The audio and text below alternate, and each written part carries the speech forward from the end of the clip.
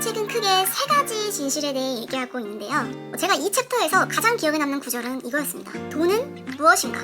급여란 무엇인가? 또 이 챕터에서는 은행에 대한 진실이 나오는데요. 자본주의는 경쟁 그 자체인 겁니다. 월급 루팡은 지속 가능성이 낮아요. 이 판도 정말 끊임없는 경쟁이 기다리고 있습니다. 안녕하세요. 자본주의 길잡이별 폴라리스 유진입니다. 오늘부터는 저의 성장에 가장 큰 영향과 또 에너지를 주었던 자본주의 교과서에 대해 한번 말씀드려볼까 하는데요.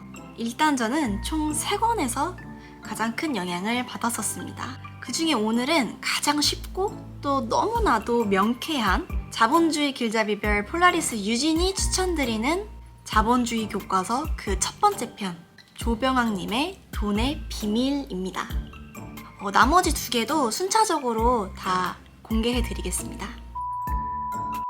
돈의 비밀은 2020년 후반에 나온 책입니다. 코로나가 엄청 한창이었던 걸로 기억을 하는데요. 학교에서 집에서 한 이틀 동안 읽고 너무나도 명쾌한 경록값과 또 영감을 얻을 수 있었던 걸로 기억이 나는 저에겐 자본주의 교과서 1호입니다. 특히 이 책은 그 앞쪽에 상위 5% 분들은 전혀 읽으실 필요가 없는 책이고요. 평범한 95% 분들은 반드시 무조건 꼭 읽어야 하는 자본주의의 교과서라고 보시면 될 것 같습니다. 사실 이 책을 제가 고등학생 때 한 교과 선생님께 제가 추천을 드렸었어요. 백모 선생님이시거든요. 선생님 잘 계시죠? 백모 선생님 본인과 그리고 선생님 남편분이 같이 읽으시고 그 선생님 남편분께서 이 책을 추천한 학생은 도대체 누구냐고 하셨던 기억이 납니다. 너는 도대체 어떻게 이런 책을 읽게 된 거니? 아니면 이런 책을 읽으면 이해가 가니? 뭐 등등 너무너무 신기한 듯이 말씀해 주셨던 기억이 나는 저에게는 참 의미 있는 책입니다. 종종의 다른 책들에 비해 이 책은 너무 쉽게 돈에 대한 비밀을 알려줍니다. 다른 책들은 보통 본인의 성공 스토리와 아니면 또 뭐 불굴의 의지, 영화 같은 성공담을 깔면서 야, 너도 할 수 있어 라고 하는 방식이 많았었는데 이 책은 정말 심플합니다. 그냥 진실, 비밀을 정말 덤덤하게 어떻게 한 발 더 들어가면 소름 돋을 정도로 덤덤하게 말해주고 있습니다. 그게 이 책의 매력인 듯해요. 쉽게 덤덤하게. 하지만 그 한 발 더 들어가서 다시 읽어보면 충격적이까지 합니다. 자본주의 입문서입니다. 전문 자기계발서는 아니에요. 자본주의 원리와 비밀, 돈에 대한 진실, 투자에 대한 진실, 성장에 대한 진실을 명쾌하게 단언적으로 말해줍니다. 앞으로 더 자세한 걸 말씀드리겠지만 정말 꼭 추천드려요. 이게 200페이지밖에 안 돼서 그렇게 생각보다 읽기 어려운 책은 아니거든요. 꼭 추천드립니다. 돈의 비밀. 저 이 저자분 정말 꼭 만나 뵙고 싶거든요. 이 자리를 빌어 제 영상을 봐주실지는 모르겠지만 이 자리를 빌어 부탁드려요. 정말 꼭 한 번만 만나주세요. 정말 팬입니다. 진짜 팬입니다. 꼭 만나주세요. 이 책은 크게 3가지 진실에 대해 얘기하고 있는데요. 첫째는 돈에 관한 진실, 둘째는 투자에 관한 진실, 그리고 마지막으로 3번째는 성장에 관한 진실. 이렇게 3개의 파트로 이루어져 있습니다. 오늘은 우선 그 첫 번째, 돈에 관한 진실에 대해 소개해드리는 시간을 한번 가져보도록 하겠습니다. 이 책은 우선 돈의 역설이랄까? 자본주의의 아이러니한 상황에 대해서 얘기로 시작을 합니다. 내용은 이렇습니다. 돈으로 움직이는 자본주의 사회에서 돈에 대해서는 가르쳐주지 않는다.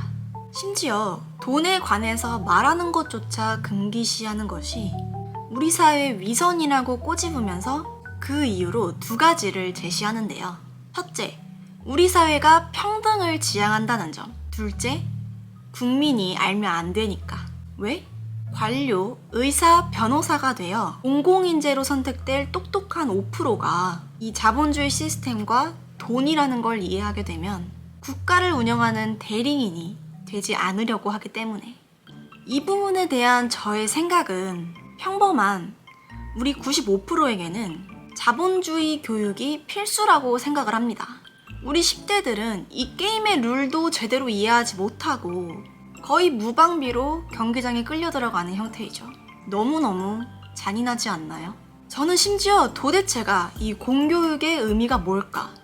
지금의 시대전환에 너무나도 무책임하고 우리 모두가 이 집단 체면에 걸린 이 상황, 여러분들은 어떻게 생각하시나요?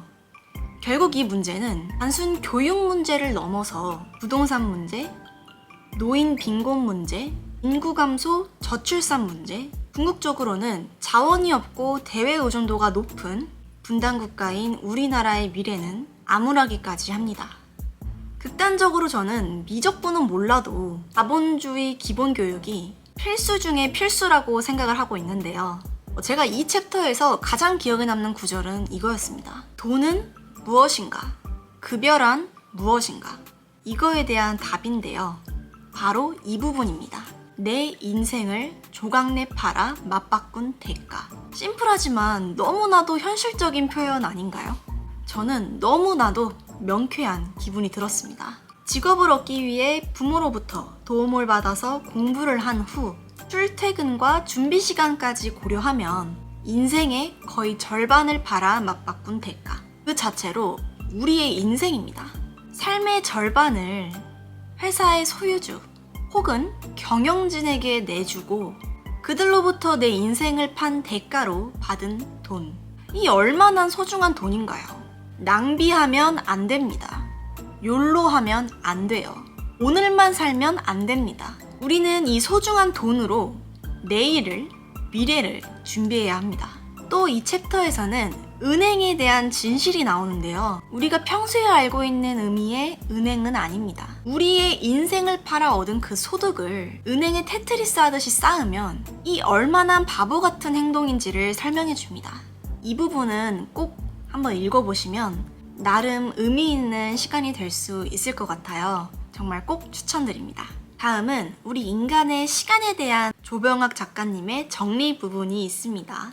우리 현생 인류 호모 사피엔스가 진화하며 흘러보낸 20만 년 중 19만 년은 언어조차 없는 암흑의 시간, 선사시대여서 지식을 전달할 수가 없었죠.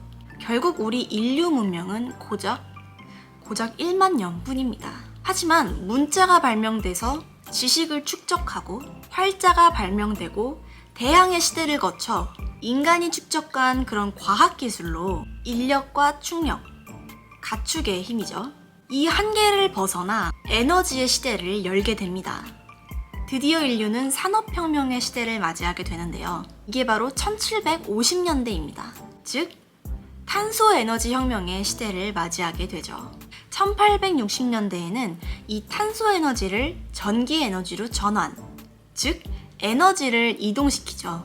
1940년대에는 컴퓨터가 발명되고 1960년대에는 인터넷이 발명됩니다. 드디어 2010년 인류는 무선 네트워크 혁명을 맞이하게 되죠. 자, 돌도끼에서부터 지금 우리가 쓰고 있는 이 아이폰까지, 이게 바로 인류 문명의 진화입니다. 그럼 다가오는 미래는 점점 기술 개발 속도는 빨라지고 우리는 완전히 새로운 미래로 진입하게 된다는 내용이 담겨져 있는데요.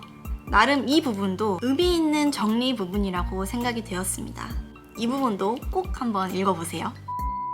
자, 이번 파트의 마지막 부분, 돈을 버는 3가지 방법이 나옵니다.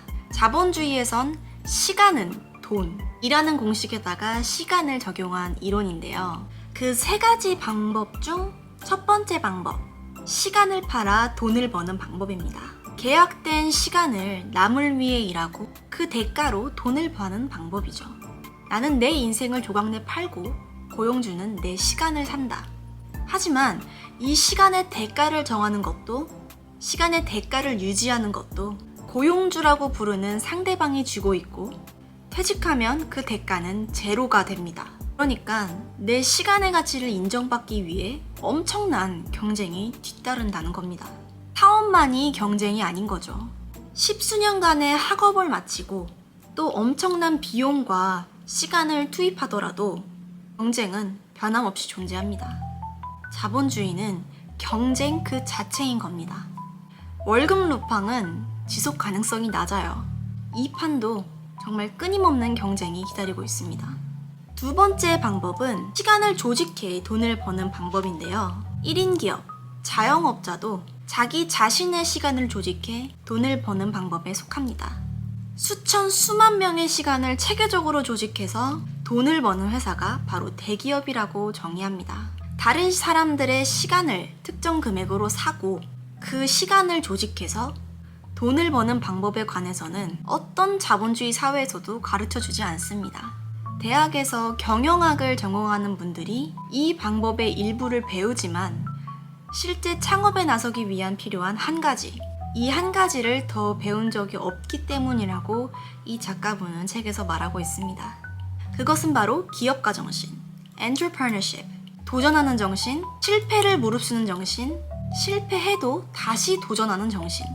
실제 자본주의는 이 정신들로 성장을 하지만 대부분의 국가는 이를 가르쳐주지 않는다는 거죠. 이 책에서 예외로 미국은 이런 기업가 정신이 계속 자라고 혁신이 대접받기 때문에 자본주의의 상징이라고 기술하고 있습니다. 자, 이제 마지막 세 번째 방법. 돈을 투자해서 돈을 버는 방법입니다. 남을 위해 내 시간을, 내 인생을 조각내 팔아 돈을 벌거나 자신이 직접 일을 하거나 남을 고용해서 일을 시켜서 번 돈으로 나보다 더 일을 잘하는 사람에게 투자해 일을 하지 않고 돈을 버는 방법이라고 작가님은 소개하고 있습니다. 시장을 공부하고 시장을 관찰하고 시장의 변화에 대응해서 돈을 버는 방법. 이게 바로 돈을 투자해서 돈을 버는 방법입니다. 여기서 투자라는 말이 나오는데요. 투자란 무엇일까? 투자란 위험을 줄이고 가치를 빠르게 키우는 게임이다 라고 언급하면서 이 투자할 곳 세 군데를 분류해 놓습니다. 사람들이 일하고 머무는 공간에 투자하는 것, 즉 부동산이죠. 생산과 소비에 사용되는 원자재, 특히 금과 원유가 그 대상입니다. 그리고 마지막으로 기업에 투자하는 방법, 채권과 주식입니다. 주식은 회사 지분에 투자하는 것이고 채권은 자금 조달을 위해 이자를 포함해 지급하기로 한 차용 증서에 투자하는 것인데요. 결국 모든 투자에는 그 리스크가 존재하지만 자본주의에서 투자는 곧 운명이라는 명제는 피할 수가 없다는 내용입니다. 나머지 두 개 파트는 제가 다음에 이어서 설명해 드리도록 하겠습니다. 이 책에서 정말 빠뜨릴 수 없는 내용들이 너무 많아서 제가 두 편으로 나눠서 찍어야 할 것 같거든요. 그래서 다음에도 꼭 찾아와 주시고 또 놀러와 주세요. 영상 끝까지 시청해주셔서 너무너무 감사드리고요. 저는 다음에 다시 오겠습니다. 그런데 이 책에서는 우리나라의 자본시장은 인정하지 않습니다. 우리 환경에서 상상도 할 수 없는 환경임은 분명합니다. 미국이 감기에 걸리면 한국은 폐렴으로 반 죽어간다의 논리죠. 자, 여러분들은 어떤 생각을 가지고 계셨나요? 막연하셨나요? 세상이 불공평하다고 원망만 하면서 이 소중한 우리 인생을 낭비하지 않으셨나요? 어차피 세상은 불공평합니다. 다 그 출발점이 다르죠. 그걸 인정하고 빨리 출발해야 합니다. 안녕하세요. 자본주의 길잡이별 폴라리스 유진입니다. 저번 영상은 돈에 관한 진실편이었는데요. 오늘은 돈의 비밀 두 번째 시간이죠. 바로 들어가 보도록 하겠습니다. 이 책의 두 번째 파트는 투자에 관한 진실입니다. 자, 그럼 재테크라는 단어가 등장을 하게 되는데요. 재무, 테크죠. 내 자산을 안전하게 지키는 기술이란 뜻입니다. 재무, 테크놀로지. 왜 기술이라는 의미가 담겨져 있을까요? 시간에 따라 줄어드는 그 돈의 가치보다 훨씬 빠른 속도로 돈을 불리는 것이 빨리 돈을 버는 것보다 중요하다 라는 내용이 담겨져 있는데요. 결국 재테크는 인플레이션이라는 적으로부터 우리의 인생을, 우리의 시간을 조각내 팔아 맞바꾼 대가, 우리의 이익, 소득, 플로우를 최대한 아껴서 그리고 모아서 스택해서 그 스택된 자본이 우리가 자는 동안에도 일을 하게 하는 행동이다 라는 결론에 도달하게 됩니다. 어찌 보면 이것이 핵심이죠. 이게 포인트입니다. 이 책에서는 또 이렇게 표현하는데요. 투자는 내 스택된 자본을 내가 일하는 것보다 훨씬 효과적이고 효율적으로 일할 기업에 투자해주는 것. 그 대가로 그 기업의 수익의 일부를 받는 것. 그게 바로 배당이죠. 수익의 일부를 받고 그 기업의 가치가 성장한 만큼 내 투자 가치를 시장에서 인정받는 것. 결국 이건 주가 상승분이죠. 자, 그럼 정리해 보겠습니다. 수익의 일부, 배당이죠. 시장의 인정, 주가입니다. 그런데 이 책에서는 우리나라의 자본시장은 인정하지 않습니다. 아시다시피 우리의 자본시장은 아직은 뭔가 공정하지 않죠. 분명 언페어한 면이 있습니다. 그리고 우리 시장은 소규모 개방경제 국가입니다. 사이즈가 작죠. 기관이나 외국인에 비해 우리 개미들은 초라합니다. 힘이 없죠. 공매도, 전환사채 등등. 요즘 2차 전지가 핫합니다. 저도 포스코홀딩스와 동업하고 있습니다. 제가 주식 공부를 시작하기 위해서 고등학교 1학년 때 삼성전자를 매수한 기억이 있습니다.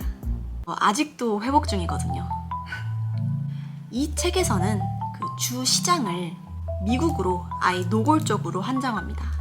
미래를 이끌 혁신이나 자본시장의 투명성, 기업가 정신, 주주 친화적인 환경 등 기업 생태계 자체가 혁신에 초점을 맞춰서 가능성만 보이기 시작하면 많은 자본을 끌어모을 수 있는 대체 불가 유일무이한 시장으로 미국을 인정합니다. 특히 테슬라의 경우 무려 16년간의 적자임에도 불구하고 투자자들은 테슬라의 혁신을 믿고 기다려주죠. 우리 환경에서 상상도 할 수 없는 환경임은 분명합니다. 사실 이 책은 돈과 자본주의에 대한 진실과 생존법을 주 내용으로 하고 있는데요. 그런데 이 책에서 노골적으로 제시하는 생존법은 미국 상장지수펀드 ETF를 가장 안전한 투자 방법으로 좀 편파적이기까지 강력하게 추천하고 있습니다. 보통 일반적인 사람들이 아끼고 모아서 스택한 이 자산과 자본을 자본주의의 성지이자 미래 산업, 혁신의 주인공인 미국에 투자해라. 그것도 무조건 ETF에 투자하라. 과거의 백데이터 성적표, 과거 실적으로 볼 때 무조건 안전하고 연평균 12에서 15% 성장이 가능한 미국에 투자하는 것이 평범한 사람들의 생존 방법이다 라고 아주 노골적이지만 명쾌하게 제시하고 있습니다. 미국이 감기에 걸리면 한국은 폐렴으로 반 죽어간다의 논리죠. 따라서 안정성, 성장성, 기업 투명성 면에서도 무조건 미국이다. 정답은 미국이다. 가 이 책의 핵심 내용입니다. 혹시 실망하셨나요? 아니요.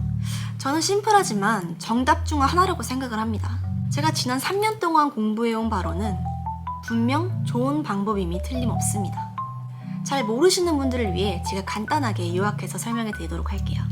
ETF, 즉 성장지수 펀드는 개별 종목에 투자하는 게 아니라 정해진 목적에 맞게 맞춤형으로 구성된 기업들의 주식 모음입니다. 즉 개별 회사 하나하나가 아니라 여러 개의 기업을 묶어서 위험을 분산시켜 정해진 규칙에 따라 자동으로 관리하는 묶음 상품입니다.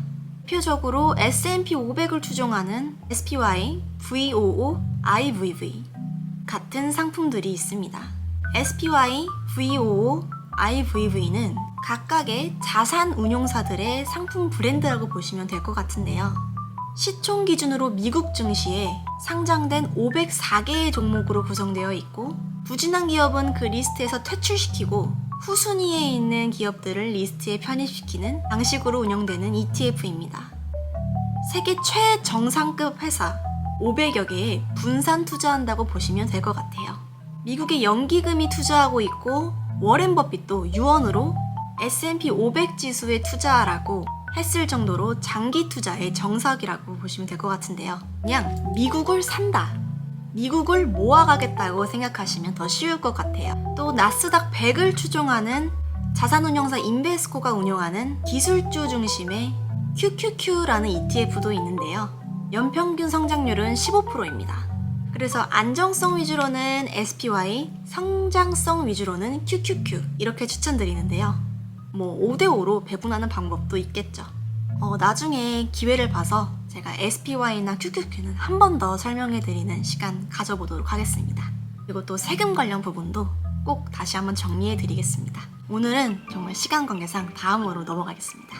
자, 다음은 드디어 자본주의 치트키인 복리에 대한 내용이 나오는데요. 자, 복리. 영어로는 compound interest. 한자로는 중복보의 개념, 이자의 개념으로 이자에 이자가 붙는다는 의미입니다. 아인슈타인도 복리는 세계 8대의 불가사의이자 인류 최고의 발명품이라고 언급했다는 바로 그 복리입니다. 자, 이 개념을 예로 들어보면 SPY의 경우 12% 과거 평균 성장률을 고려해 보겠습니다. 투자 후 6년 뒤에 원금의 2배가 됩니다. 즉 1억 원을 SPY에 투자하면 6년 뒤에는 2억, 12년 뒤에는 4억, 18년 뒤에는 8억, 24년 뒤에는 16억이 되죠. 역으로 보면 지금 100만 원짜리 휴대폰은 24년 뒤에는 1600만 원일 겁니다. 우리가 이 100만 원짜리 핸드폰을 구입해서 지출하는 순간 24년 뒤에 1600만 원을 끌어와서 사용하는 개념이 되는 거죠. 우린 여기서 복리의 힘과 절약의 중요성을 알 수 있는데요. 이 책의 파트 2 마지막에는 저자분께서 우리 젊은 세대에게 해주신 말씀이 있습니다. 이 부분을 한번 읽어보도록 하겠습니다. 부자는 하루아침에 되는 것이 아니라 아주 천천히 되어가는 것이다. 시간은 젊은이들 편이다. 그러므로 단기적인 욕심을 버리고 장기적인 희망에 투자해야 한다. 시간으로 승부를 걸어야 한다. SPY, QQQ를 월급 날마다 사서 세계 최고 기업의 주인이 되라. 어떠신가요? 그렇습니다. 자본주의 세상에서 누구나 절대적으로 공평한 건 시간입니다. 우리 10대, 20대는 이 시간이 무기인 것 같습니다. 시간은 분명 우리 편이죠. 자, 이제 마지막입니다. 이 책의 마지막 부분에는 이런 내용이 있는데요. 우리 미래가 빈곤한 이유 4가지. 첫째는 돈이 무엇인지 모르기 때문입니다. 자, 그렇지만 이젠 알고 있죠. 돈은 시간이고 우리 인생 그 자체입니다. 내 인생을 조각내 팔아 맞바꾼 대가. 이제 아셨죠? 둘째는 인생에서 절반만 일하기 때문인데요. 자는 동안에도 돈을 버는 방법. 이제 알고 계시죠?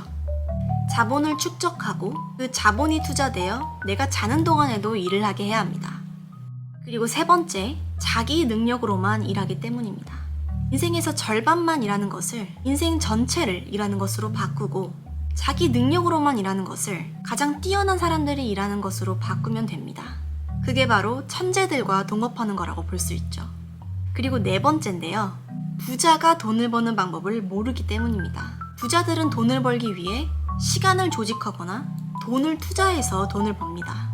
대개 시간을 조직해 돈을 버는 부자들은 돈을 투자해 돈을 버는 방법과 병행합니다.